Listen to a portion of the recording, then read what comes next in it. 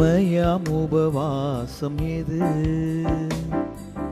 உண்ணாமல் இருப்பதாது. உண்மையாம் உபவாசம் எது? உண்ணாமல் இருப்பதாது. உண்மையாம் உபவாசம் எது? எது எது? கண்களை மூடுவோம், கடவுளை நோக்கி பார்ப்போம். அன்பின் ஆண்டவரே, சிலுவை துயருறு ஏற்பதற்கான அழைப்பு என்கின்ற அந்த தலைப்பில் உம் வார்த்தை எங்களை வழிநடத்தவும், உம் வார்த்தையை நாங்கள் புரிந்து கொள்ளவும், எளியவன் என்னை மறைத்து கொள்ளும், நீரே வெளிப்படும். இறை இயேசுனுடையாய் மன்றாடுகிறேன் உயிருள்ள நல்ல கடவுளே, ஆமென். பூட்டை உடைத்த பிறகு சாவி கிடைத்து என்ன பயன்? வார்த்தையால் மனதை உடைத்த பிறகு சாரி என்று கேட்டு என்ன பயன்? பூட்டை உடைத்த பிறகு சாவி கிடைத்து என்ன பயன்? வார்த்தையால் மனதை உடைத்த பிறகு சாரி கேட்டு என்ன பயன்? இதோ இந்த தவக்காலத்தின் முதல் நாளிலே மாலை வேளையில் வந்து அமர்ந்திருக்கிற என் அன்பின் இறை உறவுகளே,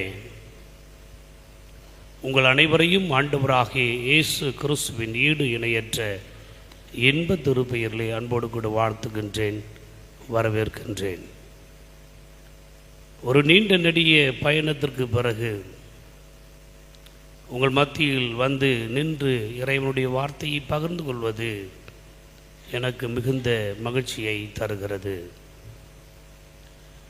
சாரால் நமக்கு என்ன கற்றுத் தருகிறார்?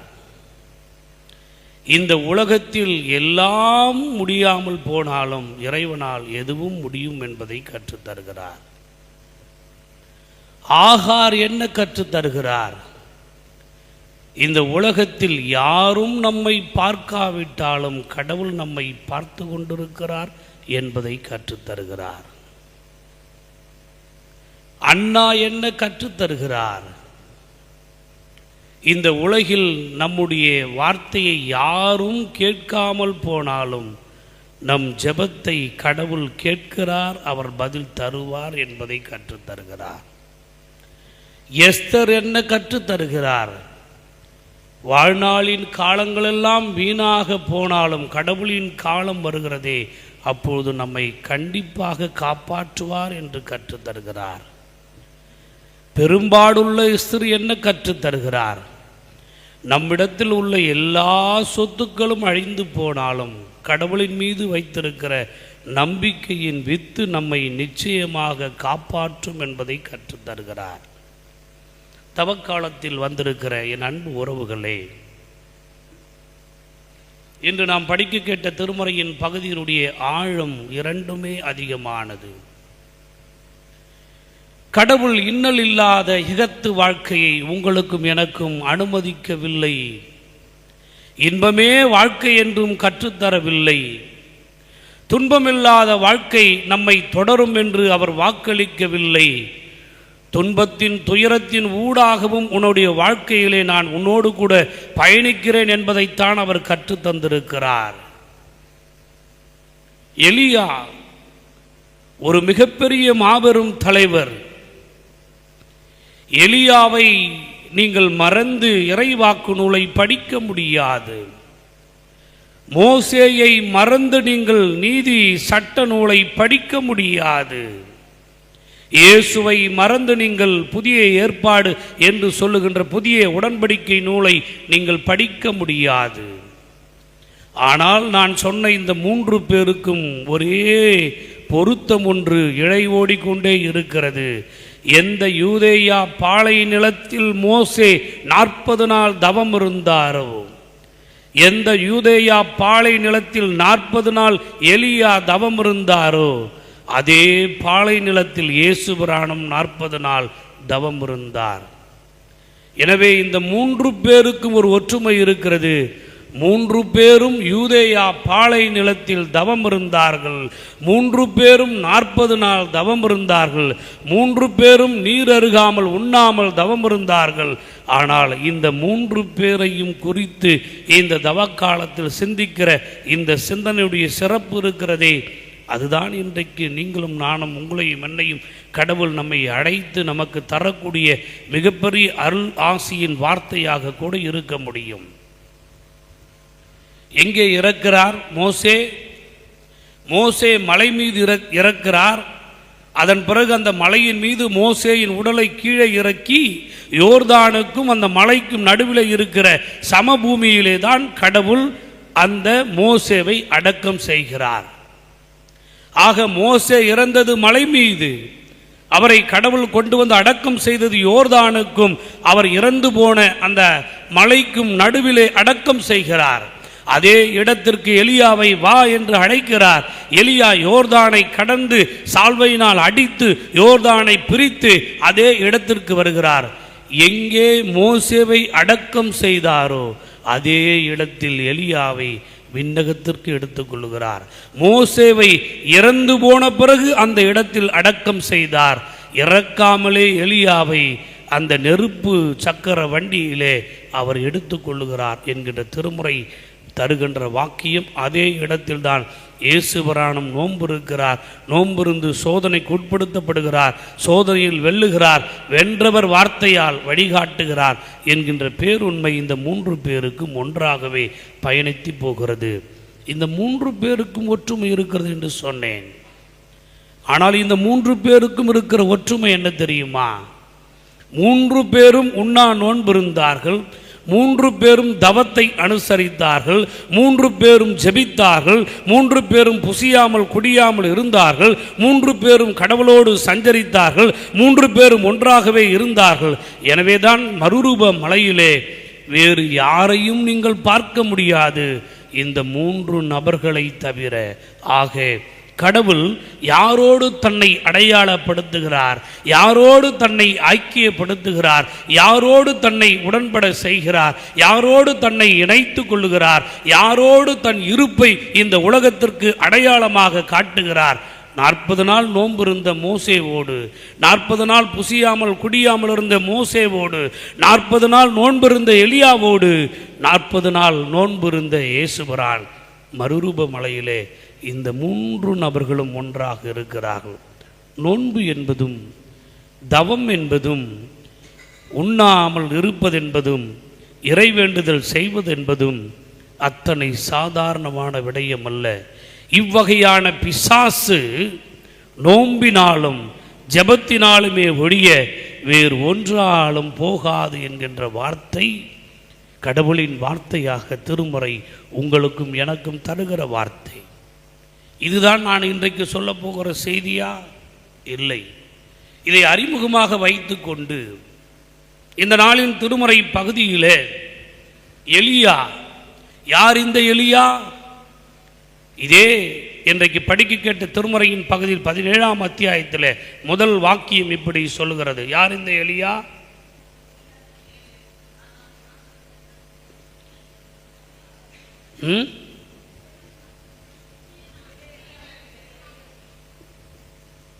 எந்த ஊரு?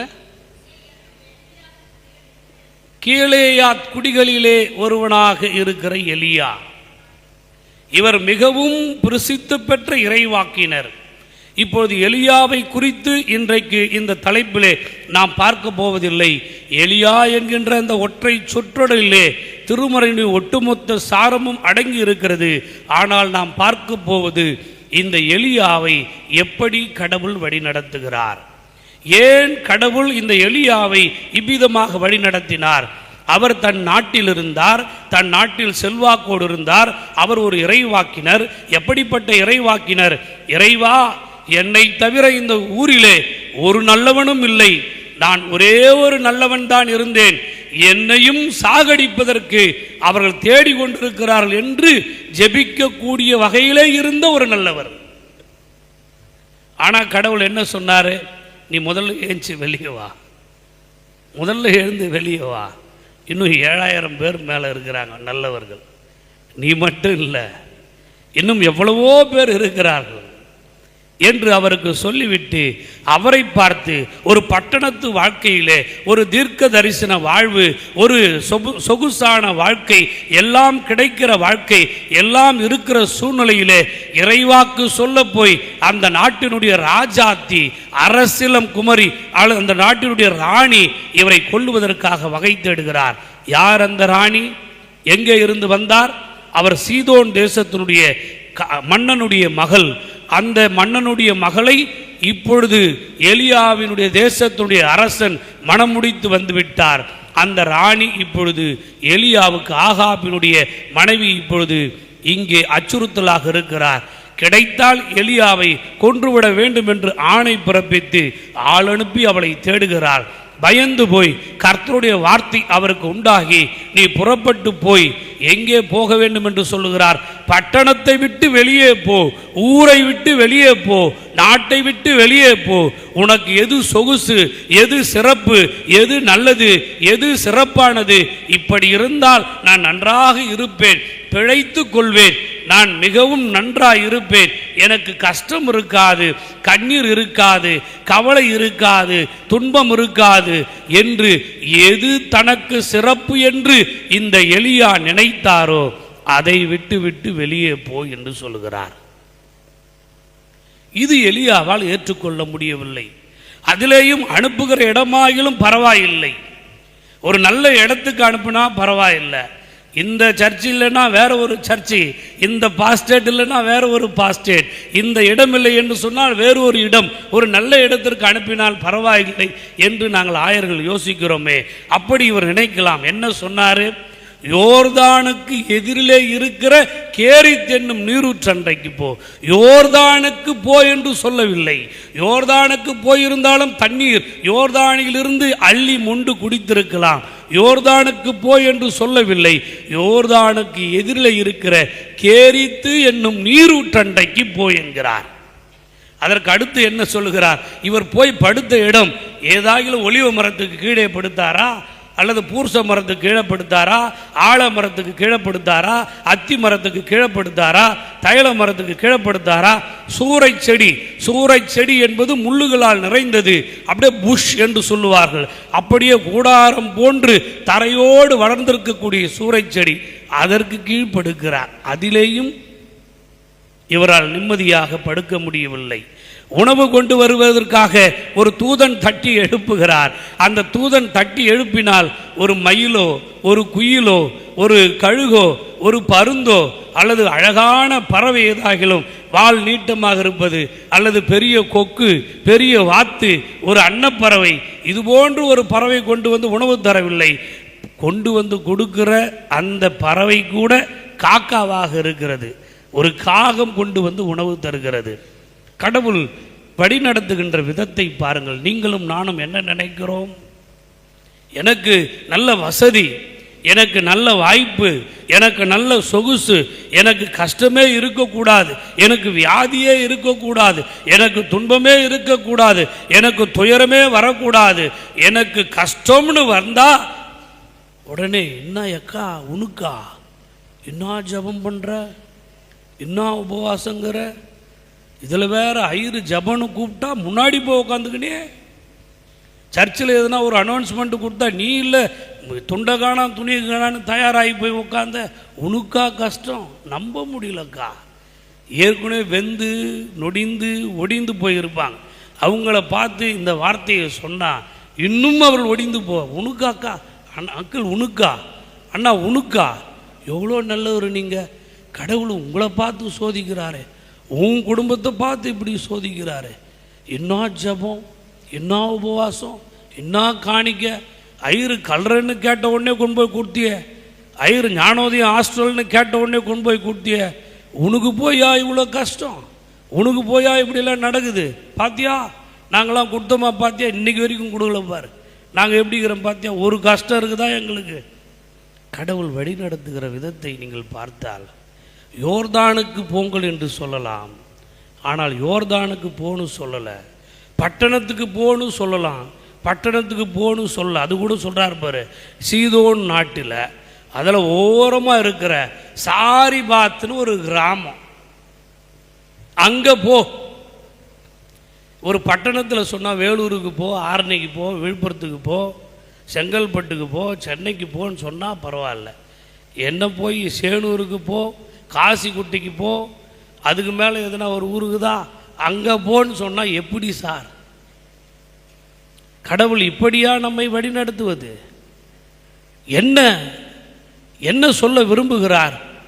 நான் நல்லவன் என்று சொல்லி, நான் நல்லவன் என்று சொல்லுவதை இறைவன் ஏற்றுக்கொள்ளுகிறாரா? இப்பொழுது கடவுள் யோர்தானுக்கு போகாதே, நீ கேரித்துக்கு போ என்று சொல்லுகிறார். ஒரு வசதி வாய்ப்பு நிறைந்த இடத்திற்கு கடவுள் அனுப்புவதில்லை, மாறாக கடவுள் தானே அனுப்பிச்சார். நான் கேரித்துக்கு தானே போனேன்.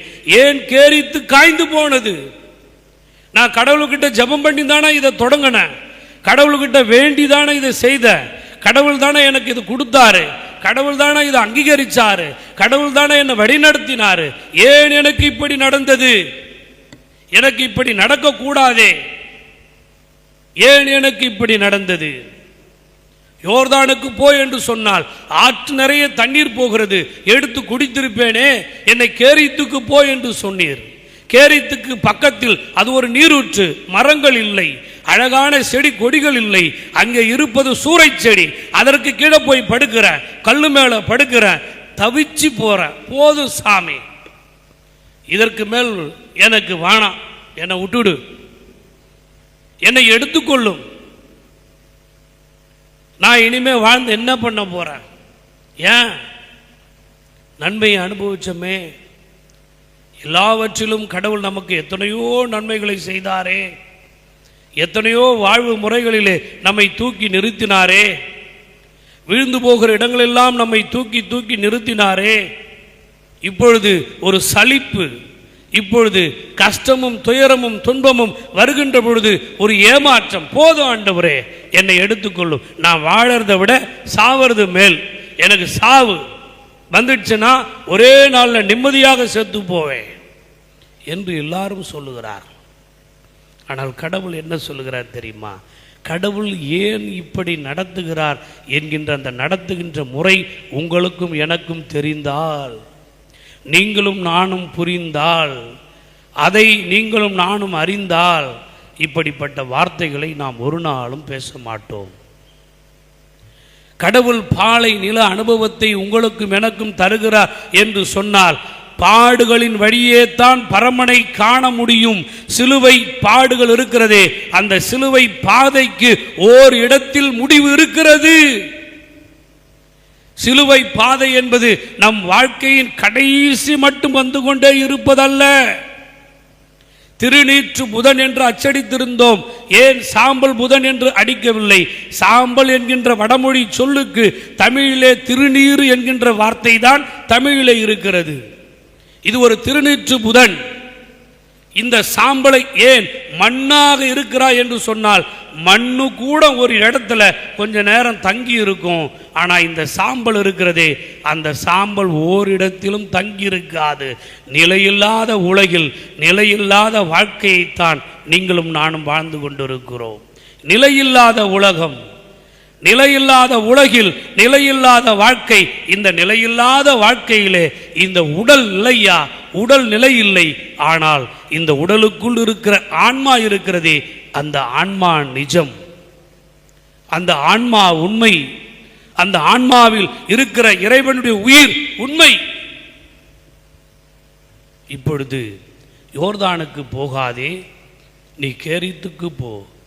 அந்த கேரித்தும் காய்ந்து போனது. அந்த கேரித்து மட்டும் காய்ந்து போகாமல் இருந்தால் இந்த எலியா அந்த இடத்தை விட்டு புறப்பட்டே இருக்க மாட்டார். கேரித்து நீரூற்று காய்ந்த பிறகுதான் எலியாவுக்கு கடவுள் சொல்லுகிறார், எலியாவே நீ இங்கே இருந்து எழுந்து புறப்பட்டு உனக்கு எதிரே இருக்கிற சீதோன் என்னும் நாட்டிற்கு போ. கடவுள் எப்பொழுதும் வழி நடத்துவது பக்கத்தில் இருக்கிற, ஓரத்தில் இருக்கிற, பின்னாக இருக்கிற, மறைந்து இருக்கிற, புதைந்து இருக்கிற என்கின்ற இடத்திற்கு உன்னையும் என்னையும் அனுப்ப மாட்டார். எதிரிலே இருக்கிற, எதிராக இருக்கின்ற, எதிரியாக இருக்கின்ற சீதோனும் இந்த யூதா நாடும் இஸ்ராயல் நாடும் எதிரி நாடுகள். எங்கிருந்து புறப்பட்டு போனா, எதிரி நாட்டில் போனா அவன் கையில தானா மாட்டிக்கிறதா? அங்கே போ. சரி, அங்கேயாவது நான் அங்கே ஒரு பணக்காரனை ஆயத்தம் செய்திருக்கிறேன், அவன் உனக்கு நல்ல உணவு தருவான், படுக்கை தருவான், நீ தங்குவதற்கு இடம் தருவான், சந்தோஷமாக இரு என்று சொன்னாரா? அங்க நீ போ. அங்க ஒரு கைம்பெண் ஒருவள் இருப்பாள், அவள் உன்னை போஷிப்பாள். ஒரு முழுமையான பெண்மணி கூட அங்கே இல்லை. ஆத்துக்கு போகாத, ஊத்துக்கு போன்ற. அங்க ஊத்து காஞ்சி போச்சு. அதன் பிறகு நான் என்ன பண்றது, நான் செத்து போறேன்னு சொன்னா இல்லை ஏஞ்சி தூதனை விட்டு நடந்து போறதுக்கு பலன் வேணும். அதுக்கு ஒரு கழுகோ பருந்தோ மயிலோ குயிலோ எதுவுமே கொடுக்கல. காக்காவை கொண்டு வந்து வச்சு சாப்பாடை கொடுத்து சாப்பிடு, நீ இன்னும் பயணிக்க போற தூரம் ரொம்ப தூரம், கொஞ்சம் சாப்பிடுன்னு காக்காவை விட்டு சாப்பிட வச்சு, உடனே காக்கா எப்படின்றது அரை மணி நேரம் பேசணும். இப்போ அதை பேச முடியாது. உடனே அங்கேருந்து கிளப்பி சாரிபாத்துக்கு போ. சாரிபாத்தில் போனால் ஒரு அம்மா இருப்பாங்கன்னு சொன்னால் பரவாயில்ல, ஒரு கைம்பெண் ஒருவள் இருப்பாள், அவள் உனக்கு உணவு தருவாள், அவள் உன்னை போஷிப்பாள். போனால் அந்த அம்மாவனுடைய பாவம் எவ்வளோ பெரிய பெரும் பாவம் பாருங்க. அம்மா கொஞ்சம் குடிக்க தண்ணி கொடுமா, தண்ணி எடுத்துன்னு வர போச்சு. அப்படியே ஒரு ரொட்டி சுட்டுன்னு வந்துருமா, ஐயா என் பிள்ளையும் நானும் கடைசியாக கொஞ்சோண்டு மாவு, வாழும் கடவுளின் மீது சாட்சி நான் சாக போகிறேன். அந்த அம்மா சொன்ன வார்த்தை என்ன மாதிரி குடும்பம் பாருங்க. வாழும் கடவுளின் மீது ஆணை, கடவுள் வாழறாரு சார், என்ன வாழ வைக்கல சார்.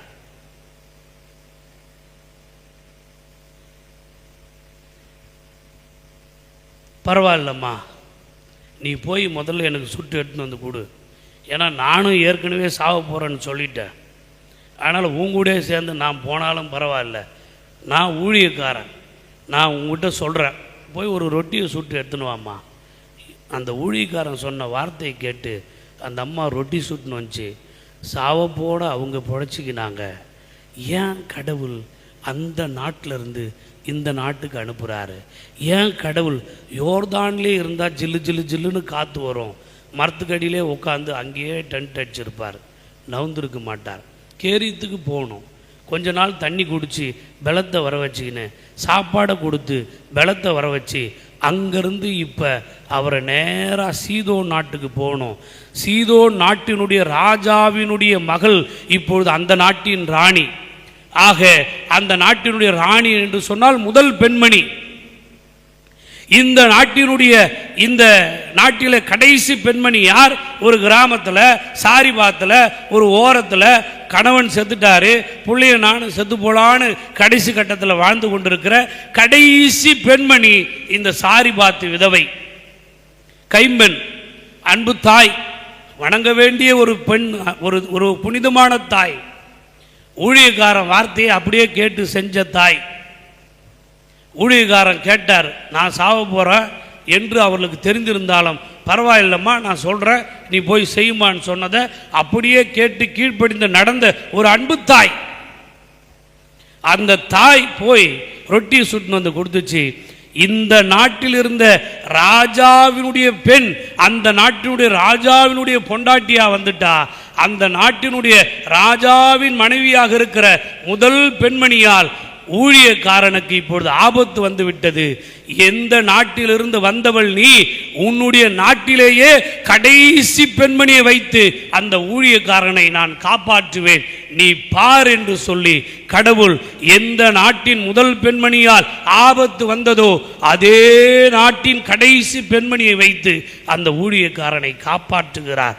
சிலுவை பெரும் துயர் ஏற்பதற்கான அழைப்பு என்பது நம் வாழ்க்கை பாதையிலே நாம் நடக்கின்ற இந்த பயணம் ஒரு சிலுவை, இந்த பயணம் ஒரு பாடு, இந்த பயணம் ஒரு கொடுமை, இந்த பயணம் ஒரு துன்பம், இந்த பயணம் ஒரு துயரம், இந்த பயணம் ஒரு போராட்டம், இந்த பயணம் ஒரு அழுகை, இந்த பயணம் ஒரு புலம்பல், இந்த பயணம் ஒரு குறைபாடு, இந்த பயணம் எல்லா கஷ்டம்.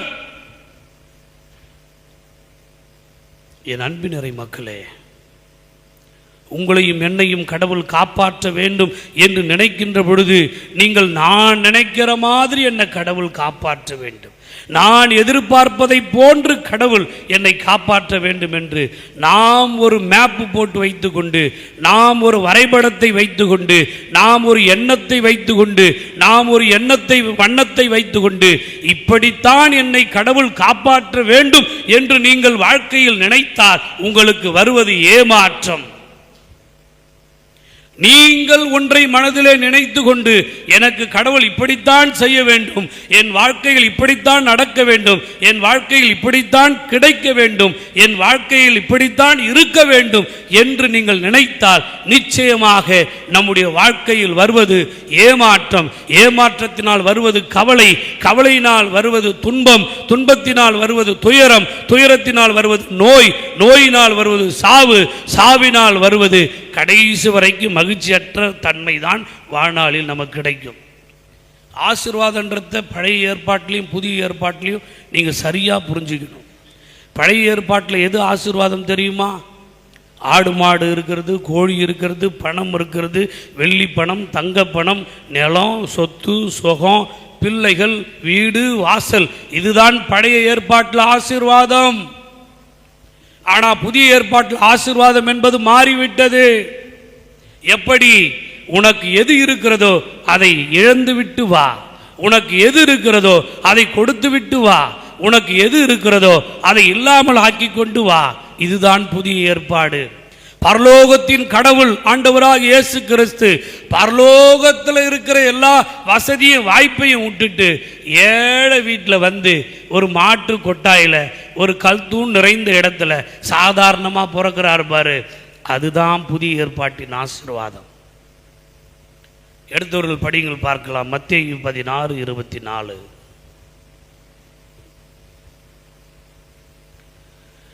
மத்தேயு 16:24. தெளிவா என் காது கேட்குற மாதிரி படிங்க.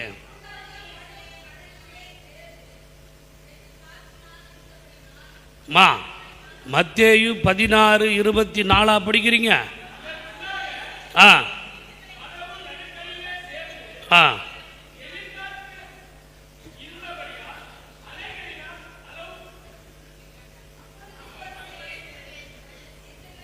இந்த மாதிரி தப்பு தப்பாக படிச்சிடுறீங்க. நான் அதை ரிப்பீட் வாங்கி தப்பாக சொன்னோம்னா மக்களுக்கு தவறாக புரியும்.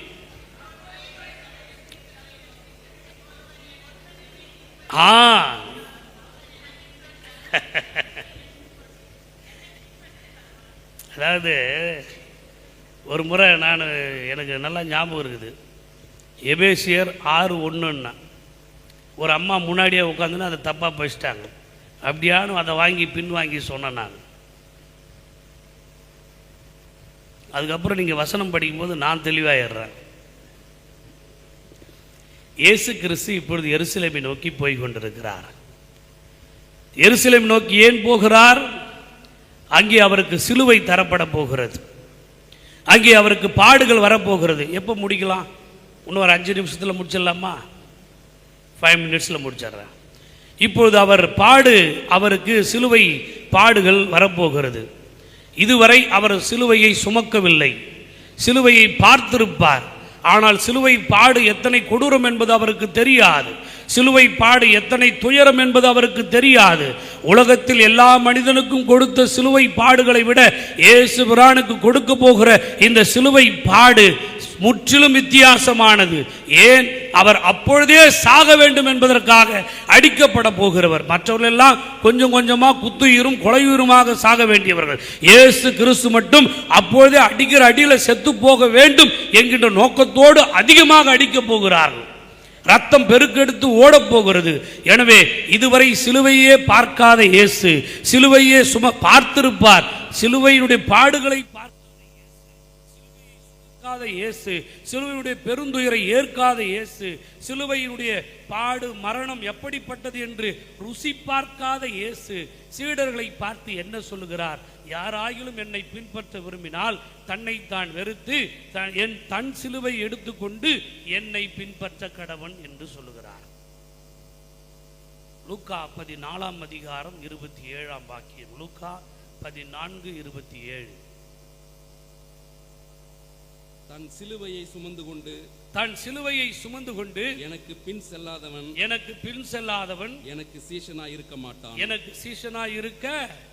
மாட்டான். தன் சிலுவையை சுமந்து கொண்டு. நான் உங்களை பார்த்து கேட்கிறேன், இயேசு கிறிஸ்து இப்பொழுது சிலுவையை சுமந்தாரா? சிலுவை பாடை இப்பொழுது அனுபவித்தாரா? இந்த வசனத்தை சொல்லுகின்ற பொழுது இந்த சிலுவை பாடுகளுக்குள்ளாக அவர் போனாரா? இப்படிப்பட்ட கொடூரமான காட்சிகளை அவர் பார்த்து அனுபவித்தாரா? ஆனால் இப்பொழுது அவர்களை பார்த்து என்ன சொல்லுகிறார்? இவர் சிலுவையில் ஏறி, சிலுவையில் மரித்து, சிலுவையில் தன் ஜீவனை விட்டு அதன் பிறகுதான் சிலுவையே புனிதமாகிறது. ஆனால் போகிற பாதையிலேயே அவர் சீடர்களை பார்த்து சொல்லுகிறார், என்னை பின்தொடர வேண்டும் என்று சொன்னால் தன்னைத்தான் வெறுத்து தன் சிலுவையை எடுத்து என்னை பின்தொடர வேண்டும் என்று சொல்லுகிறார். அன்பு நிறை மக்களே, காலம் அதிகமானதினால் சொல்லுகிறேன், இங்கே சிலுவை என்று இயேசுபிரான் சொன்னது மரத்தினால் ஆன சிலுவையை குறித்து அவர் பேசவில்லை, அல்லது உலோகத்தினால் ஆன சிலுவையை குறித்து அவர் பேசவில்லை, அல்லது பொருள்களால் ஆன சிலுவையை குறித்து அவர் பேசவில்லை. அவர் இங்கே சிலுவையை குறித்து பேசுவது, அவர் இங்கே சிலுவை குறித்து அறிவிப்பது, வாழ்க்கையில் வரக்கூடிய துயரங்களை, துன்பங்களை, தோல்விகளை, நஷ்டங்களை எல்லாவற்றையும் ஏற்றுக்கொண்டு என் பின்னாக வா. நான் யார்? எனக்கு இப்பொழுது அப்பா இல்லை. நான் யார்? என் அம்மாவிடத்தில் நான் இல்லை. நான் யார்? உடன் பிறந்த சகோதர சகோதரிகள் இல்லை. நான் யார்? என்னை பொறுத்தளவில் இந்த உலகத்தில் எதுவும் இல்லாதவன், வீட்டை விட்டு வெளியேறி வந்து விட்டவன், எனக்கென்று எதுவும் இல்லை, எனக்கு சொந்தமும் இல்லை, எனக்கு பந்தமும் இல்லை, நான் தனியாய் இருக்கிறேன், எல்லாவற்றையும் இழந்துவிட்டு வந்து விட்டேன். இப்பொழுது நான் யார் என்று உங்களுக்கு தெரியும். நான் எதுவும் இல்லாதவன், சொத்து இல்லாதவன், சுகம் இல்லாதவன், இப்படி எதுவும் எனக்கென்று எதுவும் இல்லை. உடன் எனக்கு இதுதான் சொந்தம் என்று சொல்லிக்கொள்ள எதுவும் இல்லை. எதுவுமே அற்றவராக, ஒரு அனாதையாக, ஏதும் இல்லாதவனாக, ஏதிலனாக நான் இருக்கிறேன். இப்பொழுது என்னை பின்பற்ற வேண்டும் என்று நீ நினைத்தால் நீயும் எதுவும் இல்லாதவனாய் என் பின்னால் வா. எதுவும் இல்லாமல் நீ என் பின்னால் வருகிறாயே, அதுதான் உனக்கான சிலுவை, அதுதான் உனக்கான பாதை, அதுதான் உனக்கான பயணம், அதுதான் உனக்கான அழைப்பு. அதுதான் என்னை பின்தொடருவது என்பது எல்லாவற்றையும் வைத்துக்கொண்டு தொடருவதல்ல, எல்லாவற்றையும் தக்க வைத்து கொண்டு எனக்கு பின்னாக நடப்பதல்ல. எல்லாவற்றையும் விட்டுவிட்டு இறைவரே ஆதாரம், இறைவனுடைய பாதாரம் என்று சொல்லி எனக்கு பின்னால் வருவதுதான் சிலுவை. அந்த சிலுவை என்பது எப்படி தெரியுமா? நமக்கு பாடுகளும் துன்பங்களும் துயரங்களும் அவமானங்களும் வசை சொற்களும், நம்மை குறித்து பின்னாக பேசுவதும் புறம் பேசுவதும், நம்மை குறித்து பல்வேறு விதமான அடிச்சாட்டியங்களை சொல்லுவதும், காயப்படுத்துவதும், இருப்பதையும் இல்லாததையும் சொல்லுவதும், ஏன் இருப்பதையே கூட நம்முடைய மனம் வலிக்க வேண்டும் என்பதற்காகவே, குத்தி காட்ட வேண்டும் என்பதற்காகவே சொல்லுகின்ற சொல்லு இருக்கிறதே, இவைகள்தான் சிலுவை. எனக்கு பின்னால் வந்தால் இவைகளை ஏற்று நடக்கிறவனாக நடக்கிறவளாக இருக்க வேண்டும். அதற்கு ஆயத்தமாக இருந்தால் அவனவன் தன் தன் சிலுவையை அனுதினமும் தூக்கி கொண்டு, ஏன்னா இயேசு கிறிஸ்துவுக்கு சிலுவை ஒரே நாளில் முடிஞ்சு போச்சு. அப்போ ஒரே நாளில் முடிஞ்சு போற சிலுவையை அனுதினமும் தூக்க வேண்டுமா? அப்படி அனுதினமும் தூக்க வேண்டும் என்று சொன்னால் ஒவ்வொரு நாளும் இந்த மானுட வாழ்க்கையிலே நமக்கு பாடும் துன்பமும் துயரமும் நோயும் இழப்பும் ஏமாற்றமும் தோல்வியும் அழுகையும் சோம்பலும் புலம்பலும் பல்வேறு பிரச்சனைகளும் போராட்டங்களும் இருப்பது உண்மை, வருவது உண்மை. இது நடக்கும். இது நடக்கின்ற பொழுதே இவைகளை தாங்கிக் கொண்டு பயணிக்கிற இந்த பயணம் இருக்கிறதே, இந்த சிலுவை பயணத்திற்கு ஒரு முடிவு உண்டு. எலியாவை பொறுத்த அளவில் அவர் எடுத்துக்கொண்ட அந்த பயணம் ஒரு சாவின் பயணம். போதும், நான் செத்து போகிறேன்.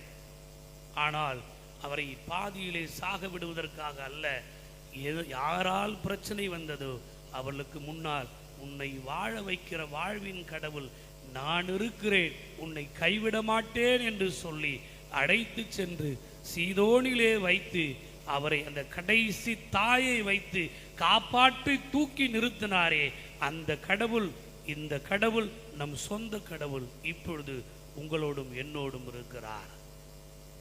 எனவே சிலுவை என்பது பாடுகளும் துன்பங்களும் துயரங்களும் ஏமாற்றங்களும் நிச்சயமாக உனக்கா ஊழியனுக்கா, எலியாவுக்கே அந்த பாடு, இயேசுவுக்கே அந்த பாடு, மோசேவுக்கே அந்த பாடு. ஐயா, நான் ஊழியம் செய்கிறேன், எனக்கு கஷ்டமே வரக்கூடாது. நான் ஊழியக்காரனுடைய குடும்பத்தில் இருக்கிறேன், எனக்கு கஷ்டமே வரக்கூடாது. நான் ஊழியக்காரனுடைய பரம்பரையில் பிறந்திருக்கிறேன், எனக்கு கஷ்டமே வரக்கூடாது என்பதல்ல. சிலுவை என்பதே துயரங்களை தூக்கி சுமப்பதற்கான அடையாளம்.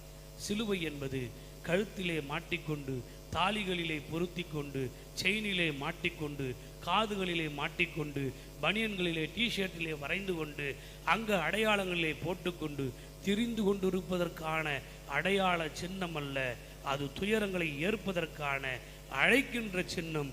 சிலுவை துயரங்களை ஏற்பதற்கு அழைக்கிற அந்த சின்னத்தை பின்பற்றி நடக்க சிலுவையை நோக்கி பயணித்து கொண்டிருக்கிற கடவுள் உங்களோடும் என்னோடும் பயணிக்கிறார். இனி எனக்கு துன்பம் வரக்கூடாது என்று சொல்லக்கூடாது, தோல்வி வரக்கூடாது என்று சொல்லக்கூடாது, எனக்கு இது நடக்கக்கூடாது என்று சொல்லக்கூடாது. வியாதி வரட்டும், நோய் வரட்டும், துன்பம் வரட்டும், இவைகள் எல்லாம் வந்தாலும் இறைவர் உங்களோடு கூட இருக்கிறார். இறைவர் இந்த பாடுகளின் பயணத்தில், இறைவன் இந்த துயரங்களின் பயணத்தில், இறைவன் இந்த கல்வாரியின் பயணத்தில் உங்களை கடைசி மட்டும் வழி நடத்தி உயிர்ப்பிலே கொண்டு போய் நிறுத்துவார். உங்களையும் என்னையும் நம்முடைய வாழ்க்கையினுடைய கடைசி அத்தியாயத்திலே மகிமையிலே கொண்டு போய் சேர்ப்பார். இத்தனை துன்பங்கள் நமக்கு வந்தால்தான் கடவுள் எத்தகைய மகிமையை நம் வாழ்க்கையிலே காட்ட முடியும் என்கின்ற நம்பிக்கையை தருவதற்காக மட்டும்தான் உங்கள் வாழ்க்கையிலே, என் வாழ்க்கையிலே பாடுகளும் துன்பங்களும் துயரங்களும் வரும். இந்த பாடுகளும் துன்பங்களும் துயரங்களும் வருகிறது என்று சொன்னால் மனிதர்கள் உங்களை வழிநடத்துகிறார்கள் என்று பொருள் அல்ல. கடவுள் உங்களை நன்மையை நோக்கி, வளர்ச்சியை நோக்கி, வாழ்வை நோக்கி, அற்புதத்தை நோக்கி, மகிமையை நோக்கி அவர் வழி நடத்தி செல்லுகிறார் என்று அர்த்தம். எனவே துன்பங்களும் துயரங்களும் நம் வாழ்க்கையில் வரட்டும், ஆனாலும் கடவுள் நம்மை தூக்கி நிறுத்த வல்லவராய் இருக்கிறார். எல்லாம் உள்ள இறைவன் உங்களையும் என்னையும் ஆசீர்வதிப்பார். அன்பு தெய்வமே, உம் வார்த்தை வார்த்தையாக மட்டும் இல்லாமல் எங்கள் வாழ்வாக மாறட்டும். ஆசீர்வதியும் காத்துக்கொள்ளும் பலப்படுத்தும். இயேசுவின் வழியாய் மன்றாடுகிறேன் உயிருள்ள நல்ல கடவுளே. ஆமென், ஆமென்.